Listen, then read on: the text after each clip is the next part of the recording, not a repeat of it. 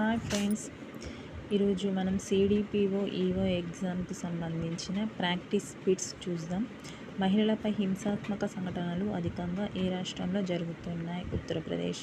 మహిళలపై సైబర్ క్రైమ్లు అధికంగా ఏ రాష్ట్రం నందు జరుగుతున్నాయి? ఒరిస్సా.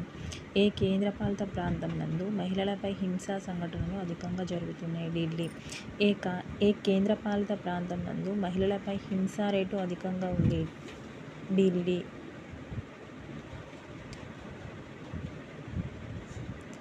మహిళలపై జరుగుతున్న హింసా రేట్ అనగా ప్రతి 1,00,000 మంది మహిళలకు గాను హింసకు లోనవుతున్న మహిళల సంఖ్య.